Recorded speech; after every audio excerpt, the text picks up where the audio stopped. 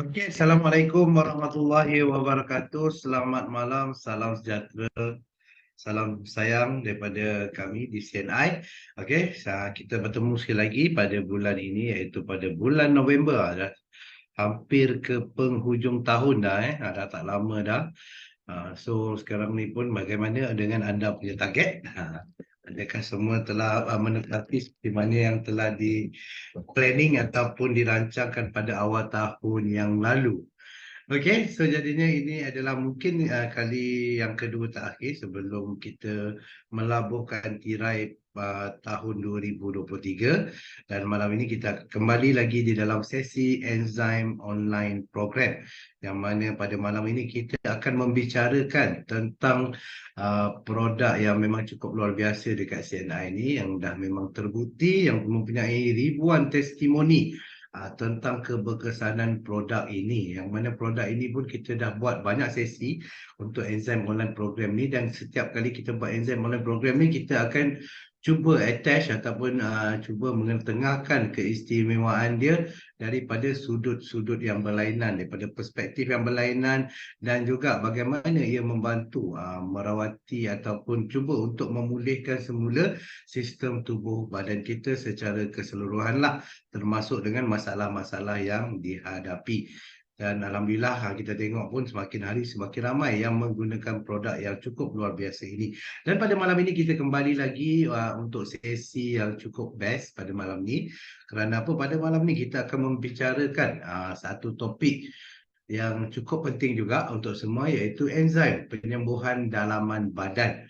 Seperti mana yang kita tahu, kalau kita lihat untuk proses penyembuhan disebabkan oleh sebarang penyakit ataupun sebarang permasalahan dalam tubuh badan, yang sebenar-benarnya jika kita tanya dengan mereka yang pakar sekalipun, adalah daripada tubuh badan kita sendiri. Maksudnya penyembuhan secara dalaman, penyembuhan oleh tubuh badan kita sendiri. So hari ini macam mana kita nak cuba merungkaikan rahsia bagaimana enzim ni boleh bantu tubuh badan kita untuk melakukan penyembuhan semula jadi ataupun menyembuhkan diri sendiri. Yang mana kalau dengan bantuan penyembuhan dari dalaman berserta dengan ubat-ubatan ataupun ikhtiar yang kita lakukan di luar, insya-Allah kita boleh nampak kesannya akan lebih pantas dan juga lebih berkesan untuk tubuh badan. Jadi sebelum itu sekali lagi saya ingin mengucapkan Happy Deepawali, Happy Deepawali Festival of Light kepada rakan-rakan CBO yang beragama Hindu. Okey, dan juga kepada yang lain, kita semua baru balik daripada cuti yang panjang, betul. Kalau di Semenanjung Malaysia ni, jangan cakaplah, disebabkan oleh cuti yang panjang, kita nampak jalan raya sangat-sangat busy dan sangat-sangat jam, terutamanya yang mana yang balik kampung lah. Dan hari ini pun masih lagi bercuti sekolah pada yang mempunyai anak-anak yang bersekolah. Dan insyaAllah besok kita akan bermula persekolahan kembali setelah cuti lebih kurang dalam 4 hari. Okey, dan juga semoga anda semua enjoy di sepanjang cuti yang lalu. Dan hari ini kita get back, kita balik-balik ke dalam bisnes CNI. Dan untuk pada malam ini, seperti mana yang kita tahu, kita nak mendalami lebih dalam tentang bagaimana enzim akan membantu tubuh badan, boleh membantu tubuh badan kita untuk melakukan penyembuhan secara semula jadi. Okey, jadi sebab kita punya topik pada malam ini berkaitan dengan enzim, berkaitan dengan enzim, so saya ingin promokan sekali lagi, nak war-warkan sekali lagi tentang promosi khas referral kita yang mana berlangsung daripada awal tahun yang lalu sehingga kini. Malahan package ini telah ditambah baikkan. Kalau kita tengok sebelum ni package ada 3 barang saja, yang mana untuk package ataupun promosi insentif network expansion NEI 2 ini yang mempunyai gabungan-gabungan produk-produk yang cukup istimewa, yang mana dapat membantu para prospek ataupun para orang-orang di luar sana dengan menjadi ahli CNI dan menikmati dan merasai sendiri kesan kehebatan LEF bersama dengan produk-produk pilihan, di mana mereka akan mendapat penjimatan yang cukup istimewa. Total harga produk yang harga mungkin dalam RM300 macam tu lebih kurang, mereka dengan package NEI 2 mereka semua perlu bayar RM200, seterusnya menjadi seorang CBO di CNI, yang mana kita ada package LEF bersama dengan ekstasi, bersama dengan 2 botol Royal Vitacy, dan juga bersama dengan organik, dan yang terbaru sekali package yang diperkenalkan terutamanya untuk mereka yang ingin menyelesaikan masalah yang berkaitan dengan jantung ataupun saluran darah, iaitu package LEF dan juga omega 3, omega 3. So dengan setiap referral ataupun setiap referral perujukan menggunakan package ini, anda selaku direct referral mereka akan mendapat NEI ataupun Network Expansion Incentive yang bernilai RM50 untuk setiap satu package.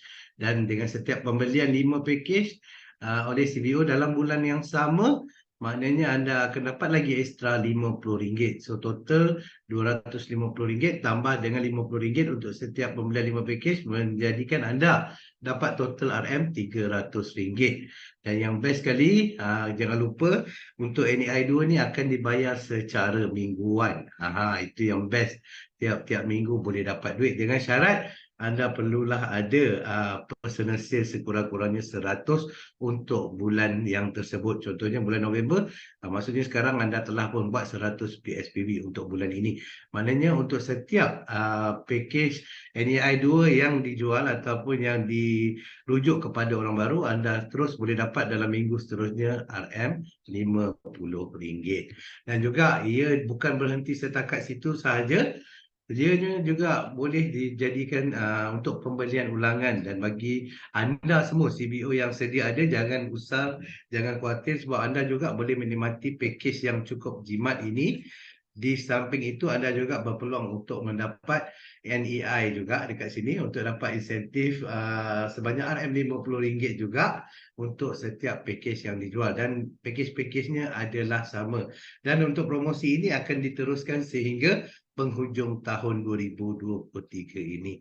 So pastikan cepat-cepat anda buat promosi, anda buat package NEI 2 ni, cari rujuk ramai orang-orang baru. Kerana apa? Kalau sambutan tidak menggalakkan daripada anda, mungkin tahun depan kita dah tak ada untuk package ini. Sayang so maknanya sekarang ni betul-betul kau pulun untuk promosikan package NEI 2 dan juga package pembelian ulangan ini. Dan sama-sama juga untuk LEF, kita nak tekankan kepada enzim dan juga untuk live enzim dan juga LEF. Untuk WSP masih juga diteruskan sehingga hujung tahun ini. Beli 5 LEF percuma 2, beli 3 percuma 1, beli 1 LEF dan juga 1 organik dapat percuma 1 Veltri Lyophilized Royal Jelly. Sama juga dengan live enzyme, beli 6 percuma 2 dan juga beli 3 percuma 1. So mana ini adalah package-package WSP yang masih berjalan pada saat ini sehingga ke hujung tahun nanti, dan ianya special untuk mereka yang bergelar pengurus agensi dan ke atas. Itu adalah antara package-package yang berkaitan dengan enzim yang anda boleh promosikan kepada prospek anda ataupun kepada CBO di bawah rangkaian anda. Dan juga pada malam ini pun kita ada special voucher khas untuk anda semua yang hadir pada malam ini. Okey, so untuk sebelum itu ingin sedikit ingatan mesra untuk anda, pastikan mikrofon ditutup. Dan ini yang penting, yang nombor 2, sila rename jika nama akaun Zoom anda tidak sama dengan nama yang anda daftar di dalam Google Form nanti. Sebab apa? Sebab untuk melayakkan anda dapat voucher tersebut, perlulah nama yang ada di dalam Zoom dan juga nama yang akan ada di dalam Google Form pada akhir sesi nanti perlulah sama. Okey, so kita akan edarkan borang Google tersebut pada penghujung sesi nanti. Dan ini yang paling penting juga, pastikan pinjamkan telinga anda, pinjamkan mata anda untuk bersama dengan kami untuk sesi ini, supaya anda dapat faham sepenuhnya apa yang akan disampaikan oleh speaker kita pada malam ini. Dan jika ada sebarang permasalahan, terutamanya yang berkaitan dengan produk-produk makanan kesihatan, sila ajukan di dalam ruangan chat box. Okey, so dan kita akan cuba menjawab segala persoalan anda pada akhir sesi nanti. Alright, itu sedikit sebanyak update daripada saya dan bukanlah saya untuk bercerita pada malam ni kerana kita ada seorang lagi speaker yang cukup luar biasa hebat yang akan berkongsikan dengan anda tentang bagaimana enzim ni boleh membantu dalam penyembuhan dalaman badan. Jadi tanpa melengahkan masa, jom sama-sama kita berikan tepukan yang gemuruh kepada pakar pemakanan CNI Dr. Zaidi. Silakan Dr. Zaidi. Baik, terima kasih kepada Encik Rizwan, MC kita pada malam hari ini yang sentiasa ceria, yang sentiasa luar biasa. Sipu Rizwan, terima kasih kerana kita nak teruskan lagi perkongsian kita dalam sesi enzim online program. Tadi Encik Rizwan dah kongsikan sebenarnya sesi enzim online program ni telah berlangsung daripada tahun lalu lagi, tahun 2022, bulan, tak silap saya, dalam bulan 6. Jadi dah berapa siri dah banyak topik kita cover dah. Jadi pada malam ini kita ingin teruskan perkongsian kita dalam topik enzim penyembuhan dalaman badan. Dan untuk malam ini kita nak kupas beberapa perkara dan okey, maafkan saya. Okey, untuk perkongsian malam ini ada 6 perkara yang ingin saya kongsikan kepada anda semua. Yang pertama, pengenalan penyembuhan dalaman badan, apakah proses yang berlaku dalam badan kita. Dan yang kedua, proses homeostasis badan manusia. Apa itu proses homeostasis? Dan apa kaitannya dengan penyembuhan dalaman badan? Dan yang ketiga, organ-organ yang terlibat dalam proses homeostasis ini. Dan yang keempat, kita nak tahu manfaat homeostasis pada manusia. Yang kelima, kita nak tahu pula masalah kesihatan akibat homeostasis tidak seimbang. Apa yang boleh berlaku, apa masalah kesihatan yang boleh kita kena ataupun boleh kita hidapi jika proses ini tidak berjalan dengan baik di dalam badan kita. Dan yang keenam, bagaimana CNI enzim dapat membantu. Jadi saya harap anda semua bersiap sedia untuk kita kupas topik kita malam hari ini kerana ia a bit detail sikit, a bit technical sikit. Jadi saya harap anda semua dapat fokus dan dapat kutip sebanyak mungkin apa yang akan saya kongsikan nanti. Okey, baik. Yang pertama, kita nak tahu berkenaan dengan pengenalan penyembuhan dalaman badan. Jadi untuk pengetahuan semua, dalam keadaan normal, sel berfungsi untuk mengekalkan keadaan keseimbangan dalam badan itu sendiri. Ini bermaksud keadaan dalam sel itu sendiri yang menjalankan fungsi yang optimum supaya dia dapat memberikan manfaat kepada tubuh badan kita. Dan persekitaran luaran sel juga yang namanya extracellular fluid compartment. Okay. Persekitaran luaran sel juga perlu stabil untuk membolehkan sel-sel dalam badan kita dapat berfungsi dengan baik supaya dapat menjalankan tugasnya dengan baik di mana ia berada. Okey. Sel juga dipengaruhi oleh faktor luaran dari sel itu sendiri yang terdiri dalam pelbagai faktor. Kita nak kupas apa faktor-faktor yang mempengaruhi sel itu sendiri yang sehingga dia dapat berfungsi secara baik. Okey, seterusnya, di dalam badan kita, setiap sel mempunyai fungsi yang berbeza dan mempunyai kadar normal tertentu yang mempengaruhi kesihatan dalaman badan bergantung di mana sel itu berada. Okey, dalam keadaan keseimbangan tidak dapat dicapai atau perubahan kecil yang berlaku, okey, dalam persekitaran dalaman badan boleh menyebabkan sel ini menjadi mati. Okey, sebagai contoh, saya nak kongsikan kepada anda semua sel-sel yang tertentu yang mengawal persekitaran dalaman badan kita yang mempunyai julat-julat ataupun kadar-kadar yang tertentu. Sebagai contoh, suhu badan kita. Suhu badan kita julatnya antara 36.5 sehingga 37.5 darjah Celsius. Okey, itu yang pertama, suhu. Kemudian yang kedua, glukosa. Okay, kadar glukosa yang normal dalam badan kita, untuk pengetahuan semua, untuk kita refresh kembali, antara 4.4 sehingga 5.5 mmol per desiliter. Okey. Dan yang ketiga, pH darah kita.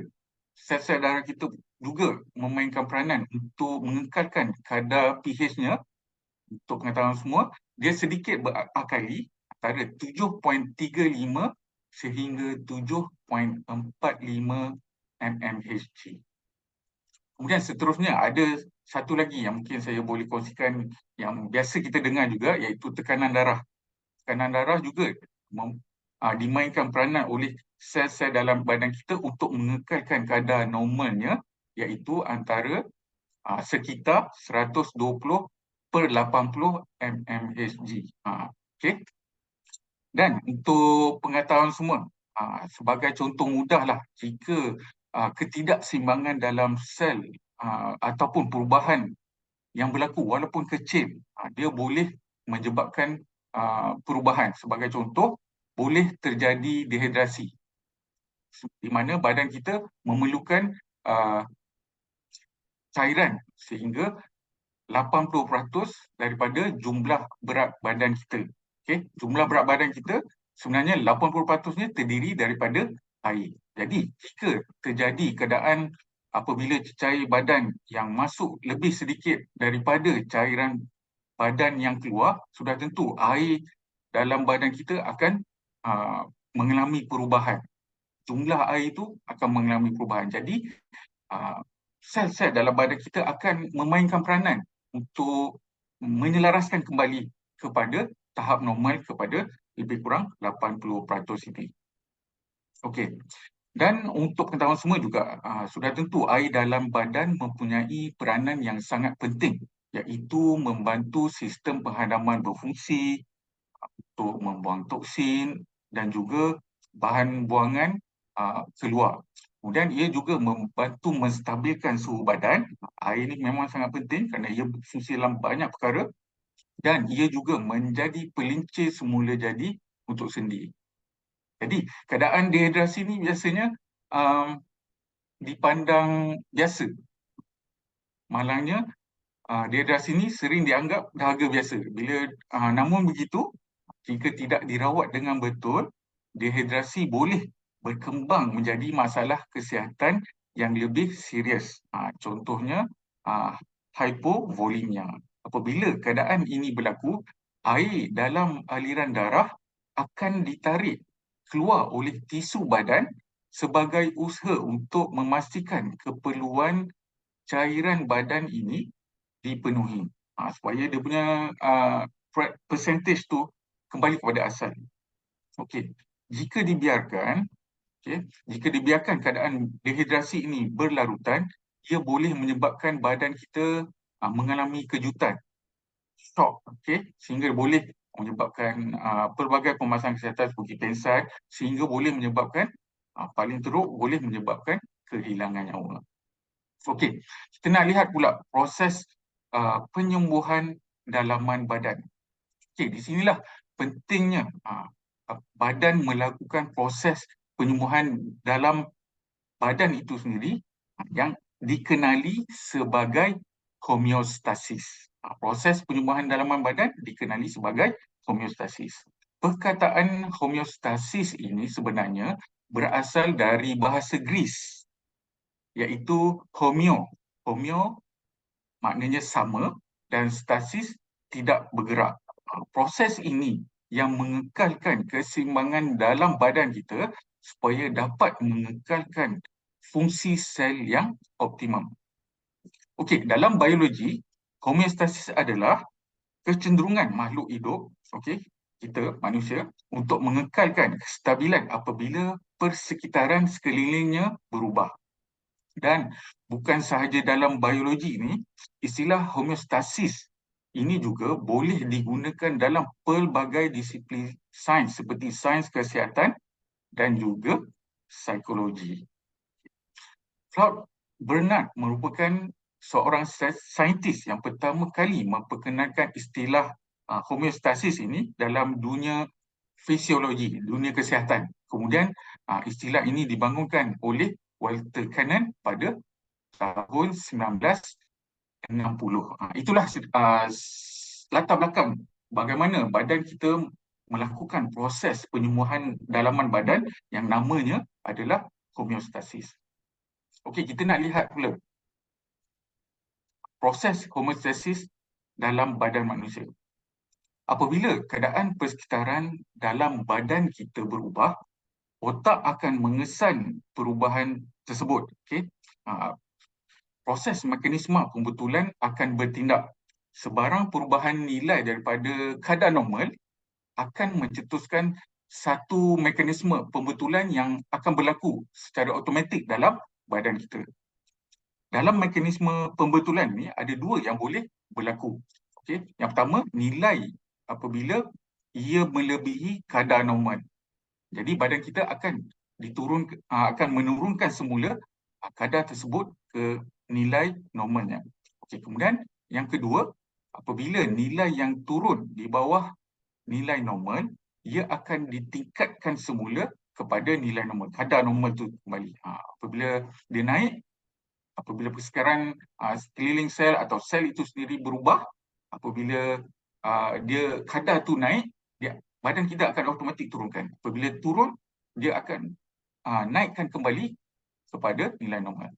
Jadi, kawalan homeostasis ini adalah penting untuk menyediakan satu keadaan optimum dalam badan kita untuk membolehkan semua proses hidup dalam badan kita berjalan dengan lancar. Okay, itulah bagaimana proses homeostasis ini berlaku dalam badan kita. Okay. Kemudian seterusnya, ada 4 komponen mekanisme homeostasis, iaitu yang mempengaruhi mekanisme ataupun proses homeostasis ini sendiri. Yang pertama adalah rangsangan. Okay, rangsangan ataupun dinamakan keadaan ataupun situasi yang mempengaruhi persekitaran dalaman badan kita. Rangsangan inilah yang akan mengubah kadar dalam badan kita sama ada itu naik ataupun ia menjadi turun. Kemudian yang kedua, faktor yang mempengaruhi juga adalah reseptor. Reseptor ini mengesan perubahan persekitaran dalaman badan kita. Sebagai contoh, termoreseptor. Ia berfungsi untuk merasakan perubahan suhu. Apabila suhu meningkat, dia akan turunkan. Apabila suhu rendah, suhu badan kita rendah, dia akan tingkatkan. Kemudian yang kedua, mungkin sebagai contoh juga, namanya adalah mekanoreseptor. Mekanoreseptor ni yang merasakan perubahan mekanikal dalam badan kita, dan yang terakhir, mekanisme untuk mengesan perubahan kadar cairan dalam badan. Kemudian yang ketiga, faktor yang mempengaruhi juga adalah pusat kawalan. Pusat kawalan ini menerima mesej daripada reseptor. Reseptor ni dia sense perubahan persekitaran dalaman dan juga luaran sel tentang perubahan keadaan dalaman badan dan menyampaikan mesej kepada efektor. Sebagai contoh, pusat kawalan adalah termasuk pusat pernafasan adalah terletak di dalam otak, khususnya di batang otak yang berfungsi untuk mengatur frekuensi dan juga kedalaman pernafasan. Dalam paru-paru kita, jika ada perubahan, dia akan menghantar signal kepada otak, batang otak, yang kemudiannya akan memberi arahan kepada efektor supaya dia mengatur frekuensi dan juga kedalaman pernafasan. Selain daripada pusat pernafasan juga, ada satu lagi yang mungkin saya boleh kongsikan kepada anda semua, iaitu sistem renin-angiotensin, yang di mana yang terlibat adalah sistem hormonal di buah pinggang dan juga sistem peredaran darah yang berfungsi untuk mengatur tekanan darah dan juga cairan badan kita. Itu antara contoh bagaimana pusat kawalan ini berfungsi. Kemudian yang keempat, efektor. Dia menerima mesej daripada pusat kawalan untuk menukar fungsinya bagi membetulkan ketidakseimbangan dalam keadaan dalaman badan. Di peringkat sel, dalam sel kita ada reseptor juga, nuklear dalam sel yang berfungsi sebagai efektor. Ia akan memodulasi ekspresi gen untuk menyeimbangkan kembali persekitaran dalaman ke tahap yang normal. Itu 4 komponen proses homeostasis, bagaimana ia mempengaruhi penyembuhan dalaman badan kita melalui proses mekanisme homeostasis ini. Okey, baik. Dan kita nak tahu pula topik yang ketiga, iaitu organ-organ yang terlibat dalam proses homeostasis ini. Okey. Organ yang terlibat dalam proses homeostasis ini, di mana untuk pengetahuan semua, homeostasis ini adalah mekanisme yang berlaku dalam badan kita secara automatik di bawah sedar kita. Kerana proses ini dikawal oleh saraf bawah sedar manusia, iaitu dinamakan saraf autonomous yang berada di bahagian otak, dinamakan hipotalamus. Okey. Jadi mekanisme ini memang berlaku secara semula jadi, secara automatik apabila berlakunya perubahan. Dan proses homeostasis ini, penyembuhan dalaman badan melalui proses homeostasis ini melibatkan pelbagai organ, pelbagai sistem dalam badan manusia. Setiap organ dan sistem ini mempunyai peranan khas dalam mengekalkan keseimbangan dalaman dan memberikan kemampuan kepada sel untuk berfungsi secara optimum. Jadi organ-organ ini sebenarnya pentingnya mempunyai peranan khas untuk mengekalkan keseimbangan dalaman supaya sel-sel dalam sistem itu sendiri berfungsi dengan betul supaya dapat mengkoreksi ataupun memperbaiki ataupun dinamakan dia memperbaiki keadaan yang tidak seimbang tadi sehingga ia kembali kepada keadaan optimum. Jadi kita nak lihat apakah organ ataupun sistem yang terlibat dalam proses homeostasis, penyembuhan dalaman badan kita yang banyak berlaku, yang ingin saya kupas kepada anda semua. Okey, yang pertama adalah otot dan kulit kita. Otot dan kulit kita berperanan dalam mekanisme termoregulasi, iaitu memastikan suhu badan kita dalam keadaan yang stabil di antara julat normal tadi 36.5 darjah Celsius hingga 37.5 darjah Celsius. Untuk pengetahuan semua, manusia adalah makhluk yang berdarah panas. Ini bermakna suhu badan manusia mesti sentiasa dalam julat ataupun range yang sama untuk terus hidup. Dia takkan pergi kepada, bila kita pergi satu tempat 50 darjah Celsius, kita pergi 50 darjah Celsius. Tak, kita akan stabilkan, badan kita akan stabilkan dia punya suhu antara julat yang normal. Jadi apabila berlaku keadaan lebih rendah ataupun lebih tinggi daripada suhu ini, ia boleh menyebabkan keadaan penyakit seperti demam, dan pelbagai boleh menyebabkan jangkitan kuman lainnya, malah akhirnya dia boleh menyebabkan kematian. Sebagai contoh, jika kita berada di dalam bilik berhawa dingin dengan suhu 21 darjah Celsius, jika badan kita mengikut suhu ini, sudah tentu ia akan membawa maut.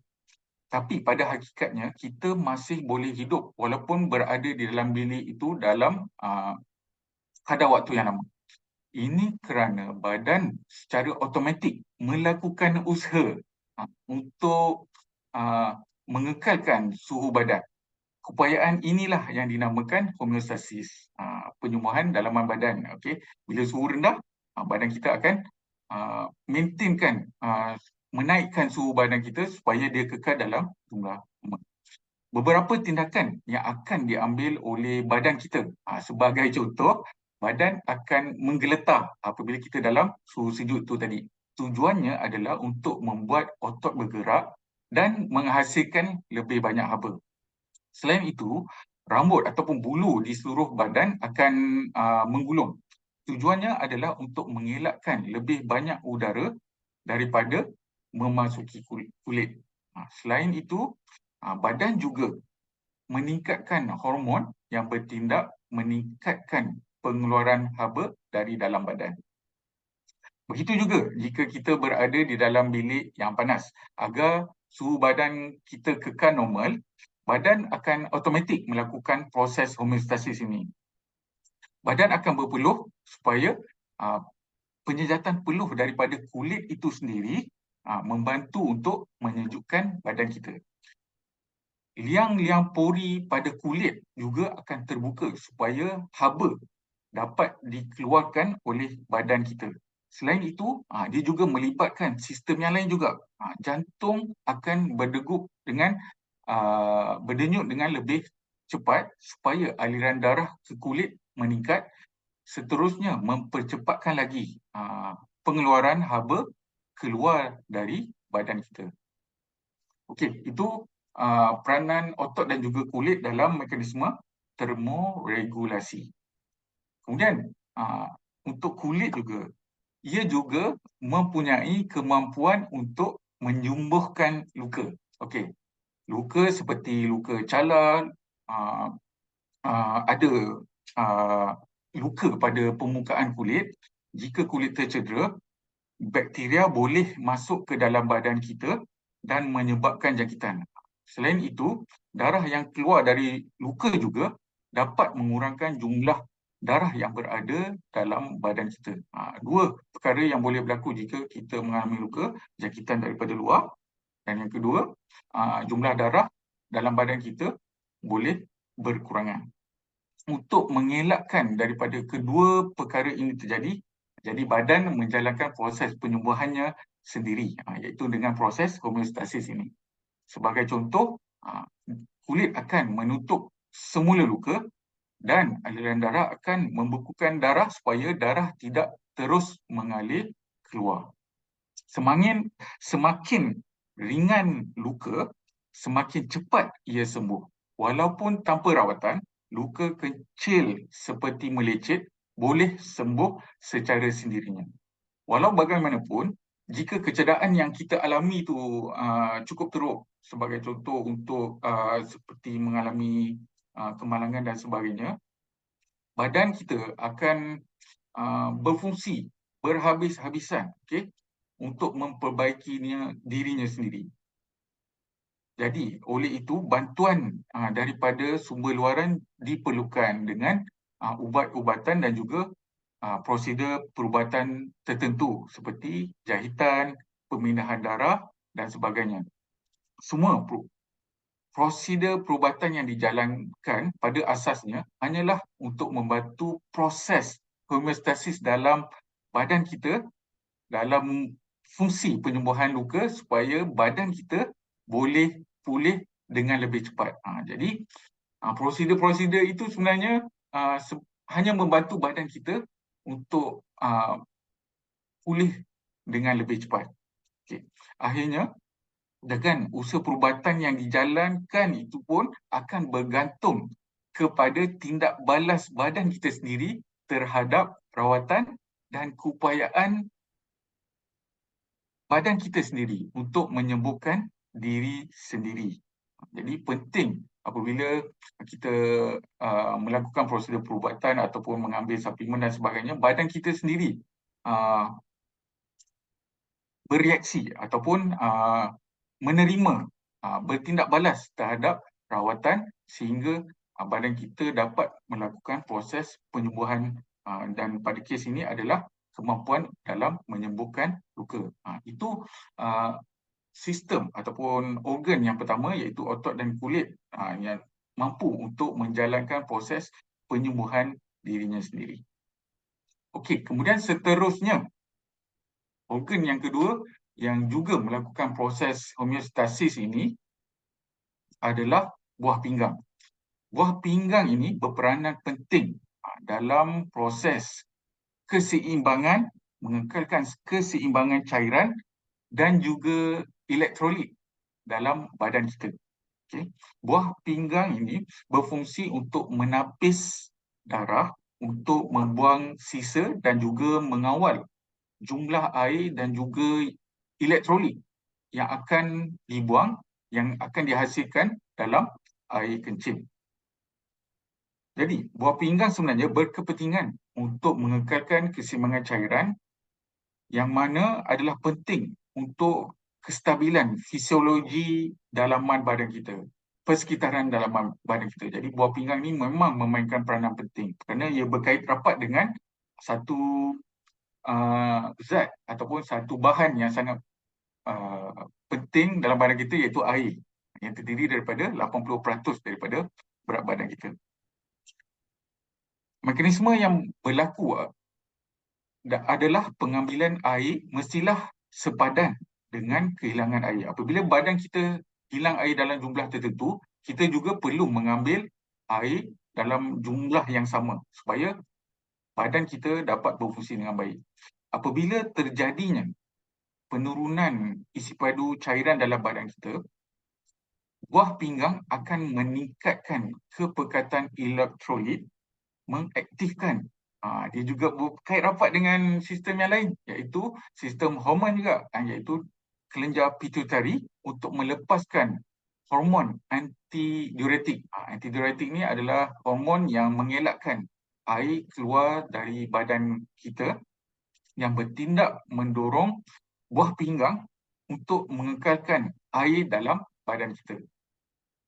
Dan sebaliknya, peningkatan isi padu cairan dalam badan kita akan mengurangkan kepekatan elektrolit yang akan merangsang sistem hormon juga, korteks adrenal, untuk membebaskan satu hormon namanya aldosteron yang akan mengarahkan satu sel dalam buah pinggang yang namanya nefron untuk mengekalkan satu bahan yang namanya natrium, penting dalam badan kita, dan juga elektrolit lainnya. Jadi pentingnya buah pinggang berperanan dalam menjaga persekitaran dalaman badan kita dengan mengekalkan kadar air yang cukup dalam badan kita. Kemudian kita lihat pula kepada organ yang seterusnya, iaitu hati dan pankreas. Saya rasa ramai tahu fungsi umum daripada hati dan juga pankreas ini. Hati berperanan dalam mengawal gula dalam darah dengan menyimpan gula ataupun namanya glukosa sebagai glikogen dalam badan kita, atau melepaskan glikogen itu ke dalam darah apabila kadar gula dalam darah kita kurang.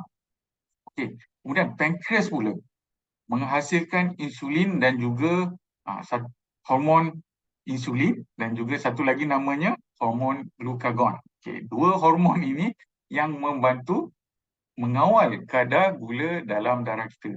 Okey, apabila kita ambil gula yang banyak, hormon insulin akan berfungsi. Apabila kita kurang ambil gula, hormon glukagon pula akan berfungsi dalam badan kita. Inilah proses badan kita dalam menyembuhkan badannya sendiri, dalam mengekalkan kadar gula dalam darah yang normal. Okey, untuk pengetahuan semua, menurut jurnal Frontiers in Physiology, keupayaan badan untuk mengekalkan kadar gula darah dalam kadar yang normal juga merupakan contoh proses homeostasis. Apabila kita makan makanan yang mengandungi kadar glukosa yang tinggi, pankreas akan automatik meningkatkan pengeluaran insulin, hormon insulin. Hormon ini berperanan dalam menukarkan gula itu tadi, glukosa, kepada glikogen, dan dia berkait rapat dengan hati, dan seterusnya dia akan ke hati, dan hati akan bertindak untuk menyimpan glikogen itu di dalam otot, disimpan pula di dalam otot. Dengan cara tersebut, kadar gula dalam darah kekal dalam keadaan stabil. Sebaliknya, jika kita tak makan untuk masa yang lama, badan kita akan meningkatkan pengeluaran hormon glukagon. Okay. Glukagon berfungsi dengan mengambil glikogen yang terdapat dalam otot, kemudian memecahkannya kembali menjadi glukosa dan mengedarkannya ke dalam darah supaya kadar gula dalam darah juga stabil. Dengan cara itu, kadar gula dalam darah kembali normal dan keupayaan badan untuk mengekalkan kadar gula dalam darah ini yang kita namakan bagaimana badan kita berfungsi untuk menyembuhkan badannya sendiri dengan mengekalkan kadar gula dalam darah dalam keadaan normal. Okay, kemudian seterusnya, individu yang terlalu kerap makan makanan manis boleh menyebabkan pankreas bekerja terlalu keras sehingga menyebabkan pankreas menjadi rosak. Akibatnya, dia tak mampu lagi untuk mengawal kadar gula dalam darah dan keadaan ini berlaku kepada penghidap diabetes. Inilah yang terjadi kepada mereka yang mengalami kencing manis. Sebaliknya, individu yang jarang makan akan menjadi kurus. Ini kerana glikogen dalam otot terus dikeluarkan oleh hati, seterusnya diedarkan untuk diagihkan ke dalam darah.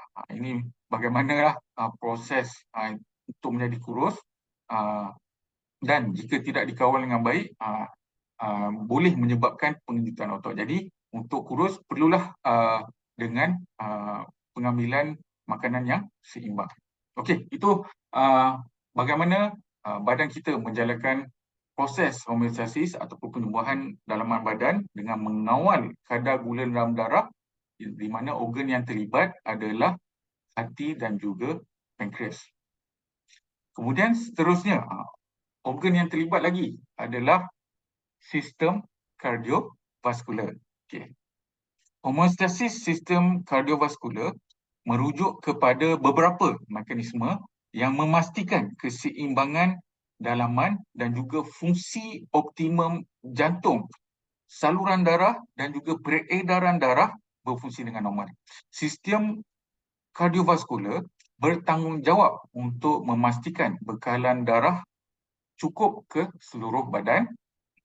Bukan saja darah cukup ke seluruh badan, ia juga akan mengangkut oksigen, mengangkut nutrien, dan di samping itu ia juga akan menjalankan proses detoksifikasi, iaitu dengan menghapuskan hasil sampingan daripada metabolisme itu. Jadi ada beberapa aspek penyembuhan dalaman melalui homeostasis sistem kardiovaskular. Sebagai contoh, dalam mengawal tekanan darah. Homeostasis memastikan tekanan darah kekal dalam kadar normal, iaitu berkisar antara 120/80 mmHg. Okey, apabila tekanan darah meningkat, mekanisme ataupun proses homeostatik ini menyebabkan pembesaran pembuluh darah. Apabila tekanan darah meningkat, kita punya saluran darah akan dia akan membesar, yang namanya vasodilasi, dan penurunan kadar denyutan jantung juga berlaku untuk menurunkan tekanan darah. Sebaliknya, jika tekanan darah turun, saluran darah akan mengecut, berlaku penutupan saluran darah yang dinamakan vasokonstriksi. Dan selain itu, denyutan jantung juga akan meningkat untuk meningkatkan tekanan darah supaya darah dapat diedarkan ke seluruh badan. Jadi apabila tekanan darah meningkat, pembuluh darah kita akan membesar, denyut jantung akan menurun. Jika tekanan darah turun, pembuluh darah kita akan mengecut, denyut jantung akan meningkat supaya dia dapat tingkatkan kembali. Inilah dua keadaan apabila seorang mengalami tekanan darah tinggi ataupun seseorang itu mengalami tekanan darah rendah. Ini yang akan berlaku. Okey. Kemudian yang kedua, jantung juga mengepam darah ke seluruh badan dengan mengawal denyut nadi. Okay. Homeostasis ataupun proses ini memastikan kadar denyutan jantung kekal dalam kadar normal di antara 60 sehingga 100 kali seminit untuk memenuhi keperluan sel-sel di seluruh badan kita. Bergantung kepada keupayaan jantung seseorang itulah. Okay. sistem saraf autonomi ini yang berjalan dengan sendiri ini mengawal kadar denyutan jantung dengan parasimpatetik merangsang pengurangan kadar denyutan jantung. Okey, saraf autonomi kawal denyutan jantung. Ada satu lagi saraf, dia juga berkaitan dengan sistem lain, sistem saraf parasimpatetik merangsang pengurangan kadar denyutan jantung dan simpatetik merangsang peningkatan kadar denyutan jantung. Okey, saluran darah juga mengawal rintangan dan juga keanjalan untuk mengekalkan tekanan darah dia menjadi normal. Tadi jantung melakukan mekanisme dia sendiri. Okey, meningkatkan kadar denyutan jantung ataupun menurunkan denyutan jantung. Saluran darah juga berfungsi untuk mengawal rintangan dan juga keanjalan dalam berfungsi mengawal tekanan darah supaya dia sentiasa dalam 120/80 mmHg. Okey. Bagaimana salur darah mempunyai keupayaan untuk menyempit dan juga melebar. Itu yang saya katakan tadi, dia mengecut ataupun membesar. Okey. Ia dikawal oleh otot-otot di saluran dinding saluran darah. Sebenarnya saluran darah kita terdiri daripada otot.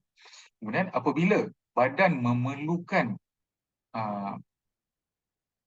peningkatan tekanan darah, saluran darah akan mengecut untuk meningkatkan daya tahan dan menghasilkan tekanan yang lebih tinggi. Sebaliknya, vasodilasi, iaitu pelebaran pembuluh darah akan berlaku untuk mengurangkan rintangan dan juga tekanan darah. Jadi dia mengecut untuk meningkatkan tekanan darah. Jadi dia akan membesar untuk mengurangkan tekanan darah. Itulah yang berlaku dalam sistem kardiovaskular dalam dia menjalankan sendiri proses homeostasis.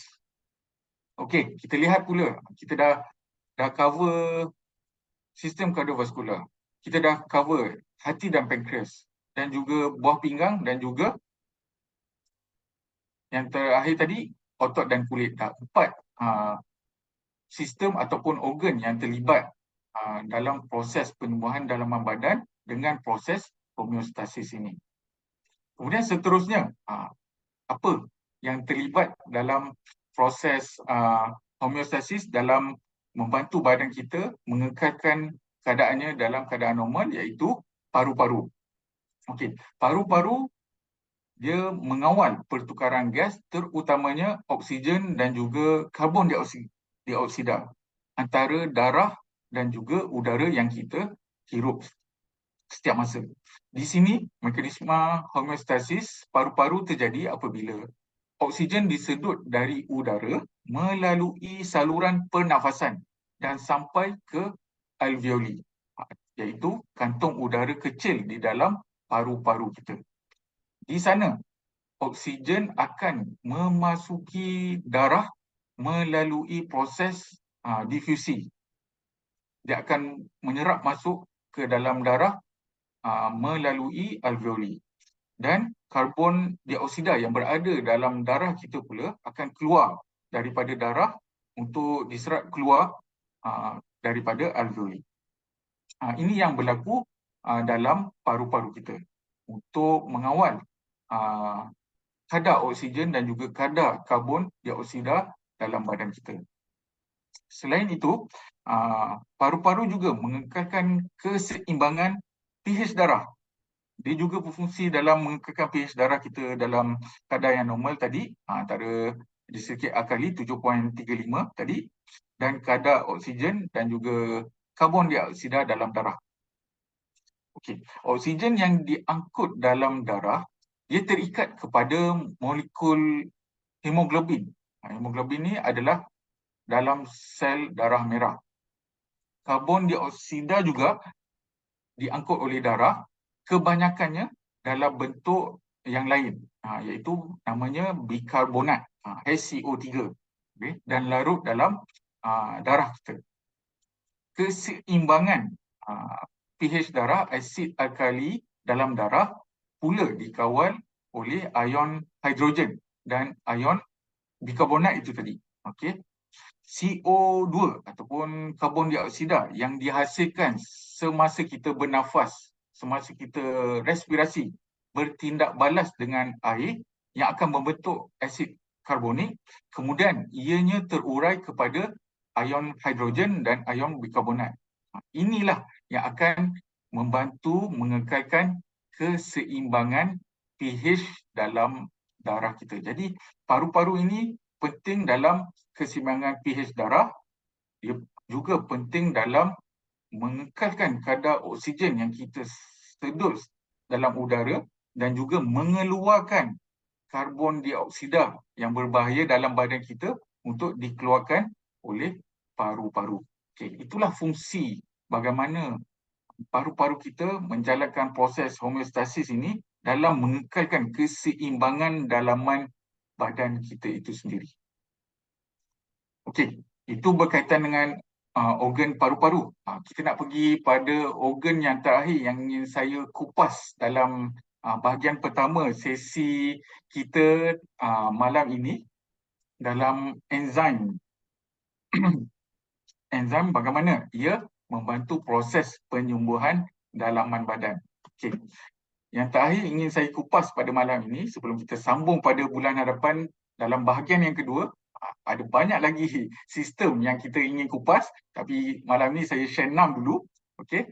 Seterusnya adalah sistem endokrin. Okey, sistem endokrin dalam badan kita terdiri daripada pelbagai kelenjar. Okey, seperti kelenjar thyroid, kelenjar adrenal dan juga kelenjar pituitari dan pelbagai lagi kelenjar yang ada dalam badan kita. Ia berfungsi untuk menghasilkan hormon yang mengawal pelbagai fungsi dalam badan kita. Sebagai contoh, dia juga mengawal pengawalan metabolisme badan kita, mengawal pertumbuhan, mengawal sistem reproduksi juga dan juga tindak balas terhadap tekanan. Okey, sebagai contoh, dalam pertumbuhan dan juga pembahagian sel, ini penting kerana antara hormon pertumbuhan yang terlibat adalah dari kelenjar pituitari itu sendiri dalam merangsang pertumbuhan sel dan juga tulang. Kemudian ada juga hormon untuk seksual seperti estrogen dan juga testosteron. Ia memainkan peranan dalam pertumbuhan dan juga perkembangan seksual. Jadi dalam pertumbuhan bukan satu saja yang terlibat, tapi ada pelbagai hormon yang terlibat untuk membantu pertumbuhan dalaman pertumbuhan manusia itu sendiri. Okey, itu yang pertama. Kemudian selain itu, ada juga sistem hormon yang merespon terhadap tekanan ataupun stres.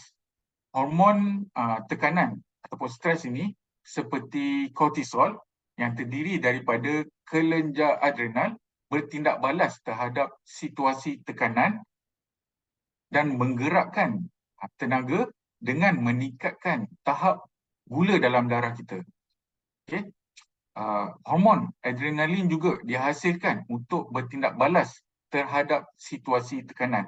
Ia meningkatkan kadar denyutan jantung dan menyediakan badan untuk tindakan pantas dalam mengatasi tekanan yang terhasil daripada sumber luaran. Jadi apabila kita mengalami tekanan ataupun stres, bukan satu saja yang bertindak dalam badan kita, satu hormon saja yang bertindak, tapi ada dua yang bertindak yang saya kongsikan pada malam ini, iaitu kortisol yang bertindak meningkatkan kadar gula dalam darah yang penting dalam mengatasi stres dalam badan kita, dan yang kedua hormon adrenalin yang bertindak balas dengan fungsi sistem denyut kardiovaskular dengan meningkatkan kadar denyutan jantung dan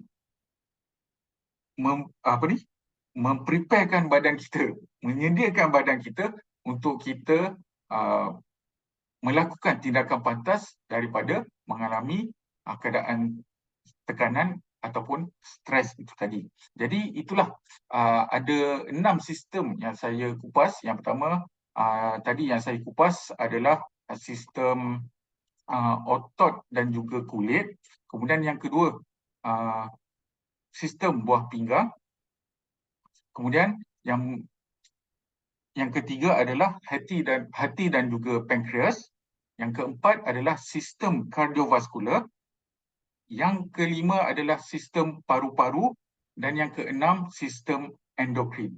Ada 6 lagi sistem sebenarnya yang berfungsi dalam proses penyembuhan dalaman badan kita itu sendiri melalui proses ataupun mekanisme homeostasis yang akan saya kongsikan dalam perkongsian bahagian yang kedua pada bulan hadapan. Jadi malam ini pun sebenarnya ada 6 sistem yang perlu kita hadam di mana ia mempengaruhi kesihatan kita secara langsung sebenarnya, di mana ia berjalan secara automatik. Jadi untuk seterusnya saya akhiri dulu pada malam ini dalam 6 organ ini sebelum saya kupas 6 lagi organ yang akan berfungsi dalam proses homeostasis, yang berfungsi dalam proses penyembuhan dalaman badan pada bahagian kedua pada bulan hadapan. Jadi akhir kata saya serahkan kembali kepada Encik Rizwan untuk kita ada sesi Q&A atau sebagainya. Silakan Encik Rizwan. Alright, terima kasih kepada Dr. Zaidi di atas perkongsian yang luar biasa sebenarnya tadi. Banyak kita tahu apa tu tentang bagaimana apa tu orang cakap sistem tubuh badan kita berfungsi. Dan juga Banyak sebenarnya. bagaimana enzim boleh bantulah Dr. Zaidi. Boleh bantu secara keseluruhan tubuh badan kita. Dan kalau kita tengok banyak yang terlibat dan hari ini apa yang dikongsikan oleh Dr. Zaidi cuma sebahagian, cuma separuh daripada yang kita perlu tahu. Yang mana untuk topik yang seterusnya kita akan sambung lagi pada bulan hadapan, insyaAllah. Dan dalam masa sama kita buka sebentar ruangan untuk anda bertanyakan soalan di dalam ruangan chatbox jika ada yang berkaitan, jika ada kemusykilan berkaitan dengan topik yang dikongsikan, terutamanya pada malam ini. Alright, so kalau kita tengok dalam ruangan chatbox, setakat ini masih tak ada sebarang soalan. Wah, hari ini semua hebat-hebat. Tak banyak persoalan. So semua faham agaknya apa yang dikongsikan oleh Dr. Memang Zaidi. agak detail Encik Rizwan. Memang Ya, agak detail. agak Mungkin perlu susah sikit lah. untuk lihat video kembali kerana Untuk banyak yang dihadamkan. dikongsikan. Ambil masa untuk dihadamkan. Tapi Ya, ianya betul. sebenarnya sangat penting lah. Sebab kerana apa? Kerana bila kita faham sistem tubuh badan kita secara keseluruhan, senang untuk kita membuat saranan lah kepada para prospek ataupun kepada para CBO di bawah rangkaian kita jika mereka bertanyakan soalan berkaitan dengan masalah yang dihadapi. Sebab kita boleh faham, kita tahu macam mana nak relatekan sistem tubuh badan tu dengan bagaimana untuk syorkan produk. Saya nampak itu yang pentingnya. Tentang kita kena tahu tentang sistem dalaman tubuh badan kita.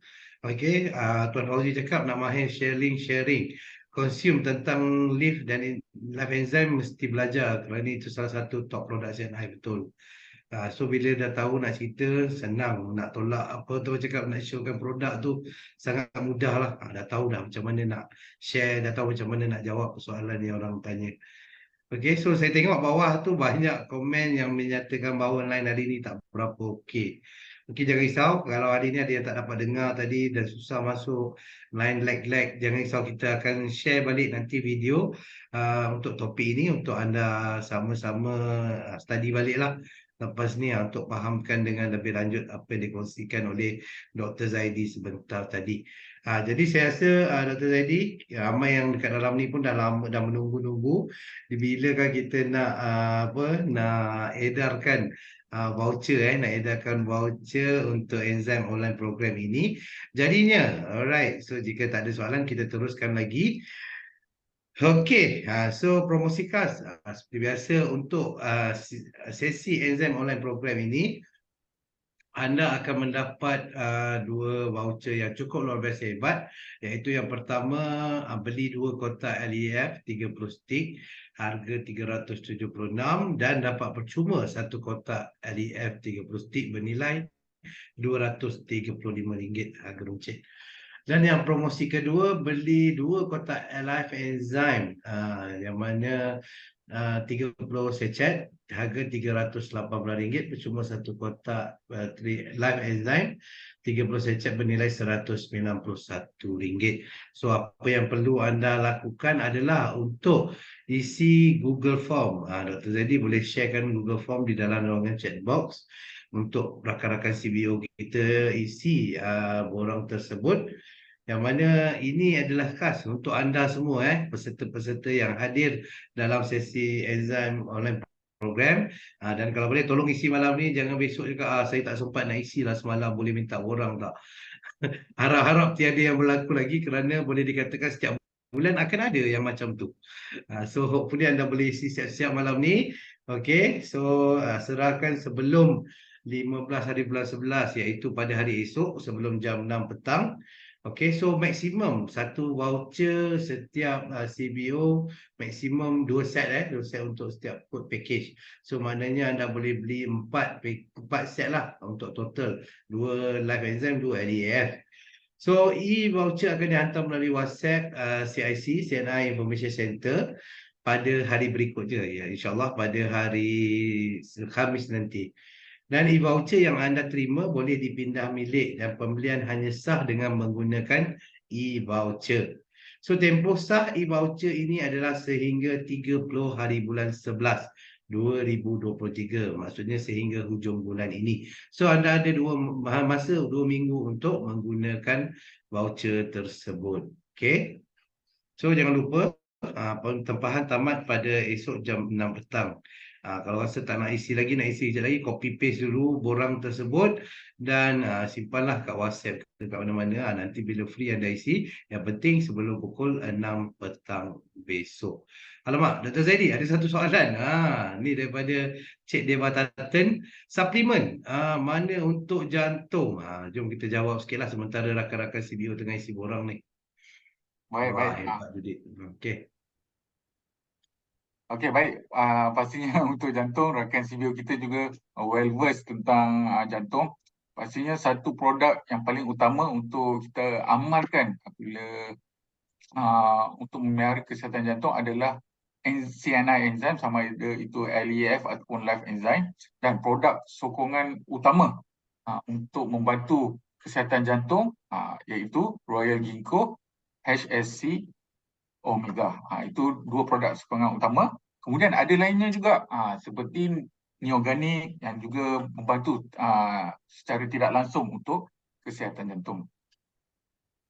Alright, terima kasih Dr. Zaidi. Semoga jawapan daripada Dr. Zaidi itu memberikan pencerahan lah kepada Cik Deva Taten.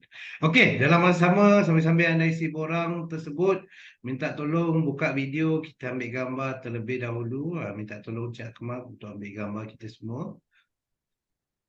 Boleh buka video, ambil gambar sama-sama.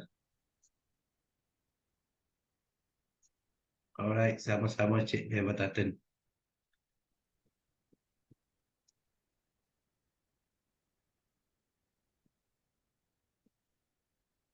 Sudah, Cik Akmal mana pergi? Dr. Zaidi boleh tolong? Okey, boleh? Okey.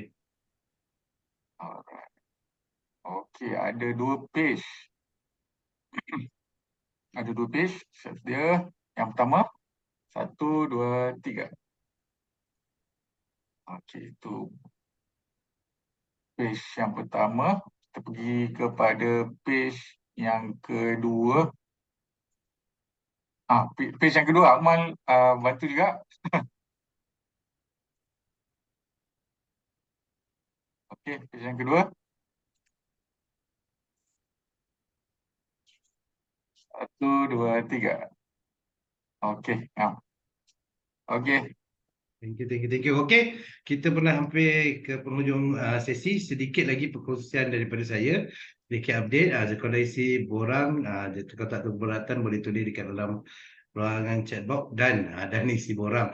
Dan insyaAllah kita akan hantar voucher pada hari Khamis nanti. Jadi sedikit update. Okey, yang pertamanya promosi bulanan wellness untuk bulan November.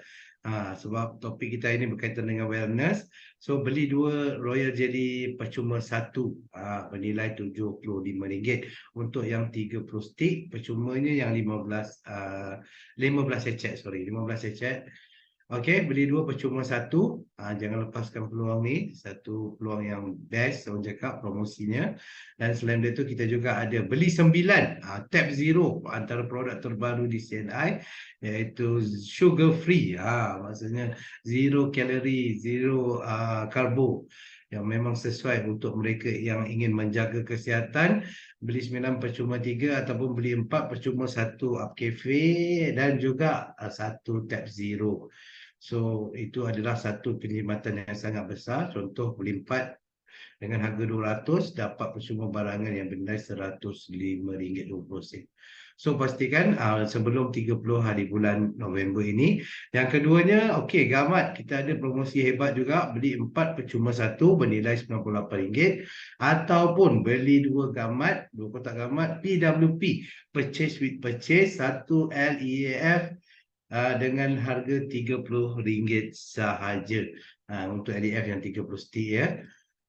Dan seterusnya, untuk promosi terbuka, promosi untuk wellness pada bulan ini, setiap pembelian melebihi 240 PV hingga 359.9 PV terkumpul untuk produk 01 percuma 1 Tiger Meat Mushroom, satu lagi Apsoya dan juga 1 New Organic, dan juga melebihi yang bernilai RM176, ataupun dengan pembelian melebihi 360 PV percuma 1 New Organic botol dan juga 1 probiotik yang bernilai RM368.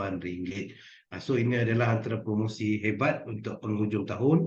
So ini adalah year end sales, dah masuk penghujung. So pastikan anda stok up banyak-banyak, dapatkan produk-produk yang percuma yang CNI berikan untuk promosi bulan November ini.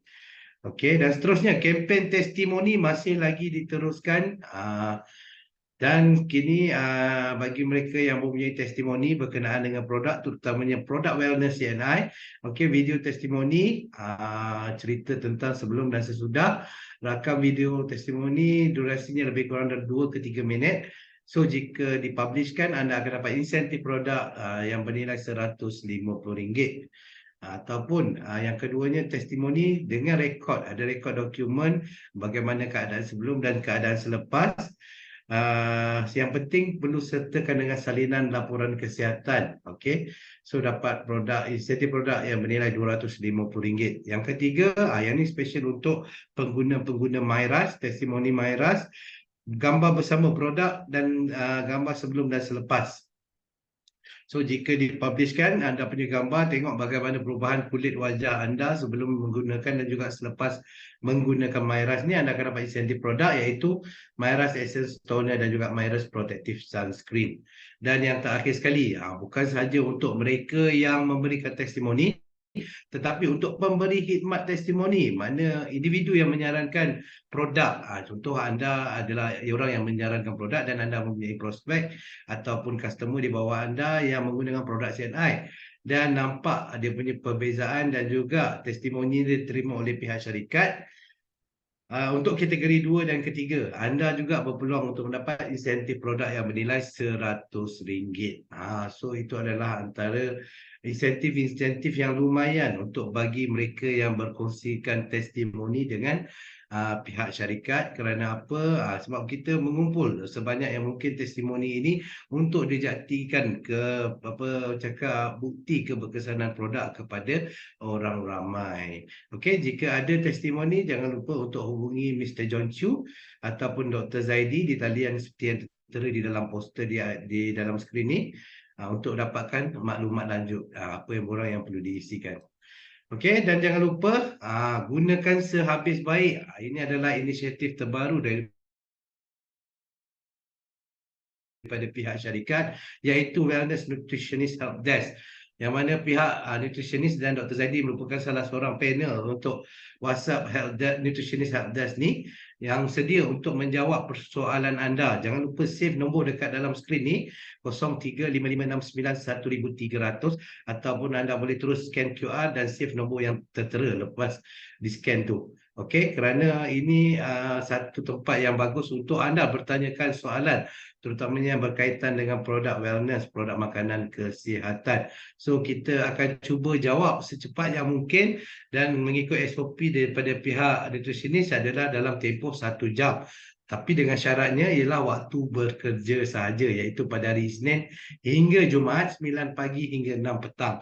Jangan pula nanti yang hari Sabtu, hari Ahad expect dalam sejam kita reply. Tak, kita akan reply balik pada hari Isnin yang seterusnya. Okey, so tapi kalau ada apa-apa persoalan, ajukan je yang berkaitan dengan produk wellness terutamanya ataupun permasalahan yang dialami oleh para prospek anda ataupun customer anda, dan insyaAllah kita akan cuba bagi jawapan yang sebaik mungkin untuk menyelesaikan masalah anda tersebut. Okey, dan yang terakhir sekali, jangan lupa untuk minggu ini di mana besok pun kita akan ada EBLC produk yang mana Mr. John Chu dan juga Khairin akan menjadi speakernya untuk pasaran berbahasa Mandarin. Dan pada hari Sabtu, kita punya otai di CNI iaitu Crown Diamond Agency Manager Murad Basir akan turun ke Borneo, yang mana pada hari Sabtu di Tawau bersama-sama dengan Pearl Agency Manager Puan Fatimah Salim, dan pada hari keesokannya 19 Jun akan diadakan di Brunei, di Brunei, di Hyatt Hotel Brunei bersama-sama dengan Crown Diamond kita, Diamond Agency Manager Hajijah Muhammad Saleh. So pastikan yang ada di kawasan berdekatan, jangan lupa hari Sabtu di Hotel Emas Tawau dan hari Ahad di Hyatt Hotel Brunei. So banyak benda yang akan dikongsikan oleh para pemimpin-pemimpin CNI yang akan hadir nanti. Okey, jadi setakat itu dulu perkongsian kami, sesi kita pada malam ini. Segala salah dan silap harap dimaafkan, sehingga bulan depan jangan lupa kita ada siri yang kedua untuk topik yang sama, masih lagi berkaitan dengan apa yang cakap dengan sistem dalaman tubuh badan manusia, bagaimana relate-nya dengan produk enzim ini. Tadi pun Dr. Zaidi just cerita tentang sistem, bagaimana dia membantu secara keseluruhan, masih lagi tergantung. Kita nak buat suspend, kita akan simpan sehingga minggu depan insyaAllah, sehingga bulan depan, sehingga bulan depan, sehingga kita berjumpa lagi. Assalamualaikum warahmatullahi wabarakatuh. Selamat malam dan salam sejahtera. Bye-bye.